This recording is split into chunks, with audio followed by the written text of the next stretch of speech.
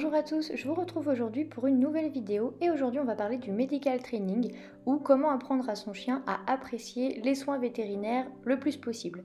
Avant de commencer la séance, évidemment avec Oust j'ai fait une petite détente, je l'ai fait un peu jouer histoire qu'elle soit le plus détendue possible pour commencer l'apprentissage. Au niveau du matériel, je vous recommande d'avoir des friandises que votre chien apprécie ou son jouet et s'il est conditionné au clicker, n'hésitez pas. Pour cette séance, j'ai décidé de l'habituer à la collerette, qui, vous le savez, est souvent nécessaire chez le véto, à la muselière en cas d'urgence, c'est important que votre chien soit déjà habitué positivement, et aussi à la seringue et au garrot. Donc évidemment, je ne vais pas piquer le chien, je vais juste l'habituer. Si votre chien est déjà conditionné au clicker ou si ce n'est pas le cas, regardez une vidéo qu'on a fait sur le sujet qui vous intéressera. Et donc je charge un petit peu Oust au clicker en tout simplement cliquant, donnant une friandise et en répétant ça quelques fois pour bien la conditionner ou la reconditionner au clic.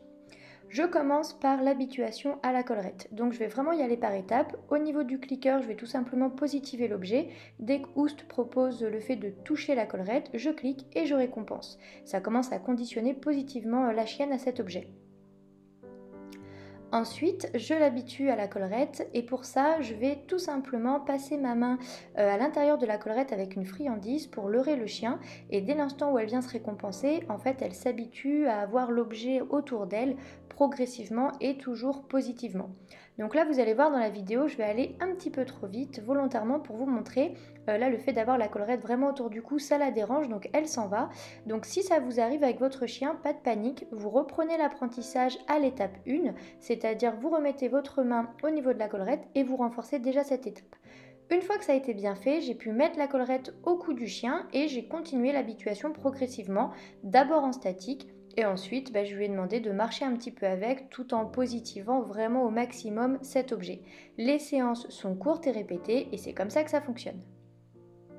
L'habituation à la muselière, le système est toujours le même, je prends une friandise et j'invite mon chien à mettre sa tête dans la muselière. Je ne vais jamais forcer le contact, je répète ça à de nombreuses reprises et vous allez voir qu'à force, ma chienne propose naturellement le contact.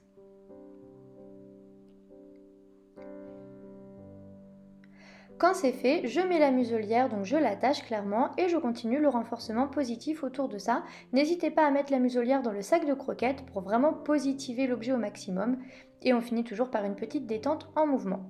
Pour ce qui est du garrot et de la seringue, j'ai disposé quelques croquettes au niveau du sol. Donc là, elle était sur une table, mais c'est le même système. Et le temps qu'elle mange et qu'elle cherche ses croquettes, je lui ai tout simplement mis le garrot. Bien entendu, le garrot, je ne l'ai pas resserré, on n'est pas là pour faire un acte chirurgical ou médical, c'est simplement de l'habituation positive. Ensuite, pour l'objet au niveau de la seringue, donc bien entendu, je ne pique pas le chien avec, juste j'habitue à l'objet et c'est déjà très bien. Le fait qu'elle apprenne à être manipulée au niveau des pattes et le fait qu'elle associe ces objets à quelque chose d'agréable ne fera que m'aider. J'ai fini cette séance par un peu de détente, un gros câlin et voilà, ça lui a vraiment fait beaucoup de bien. Une séance qui n'a pas duré très longtemps mais qui va être répétée dans le temps.